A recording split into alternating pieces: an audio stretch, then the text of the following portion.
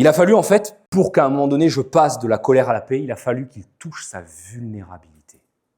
Et ça, je vous garantis que pour un homme plein de testo à qui toute sa vie on lui a dit « faut pas avoir peur, faut pas être faible, faut pas si », être vulnérable, c'est chaud. C'est très très chaud. Quand vous allez aimer les réseaux sociaux, maintenant il y a un truc à la mode, c'est les mâles alpha. Je sais pas si vous avez entendu de ça. Faut être un mâle alpha.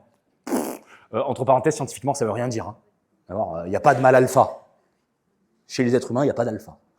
D'accord? Donc, il faut avoir de la testostérone, il ne faut pas avoir peur, il faut aussi, il faut voilà, il faut castagner. Ce sont des injonctions qui sont complètement folles. Et quand vous êtes pris là-dedans, quand vous êtes pris dans ces spirales de peur, ça ne peut plus marcher à un moment donné.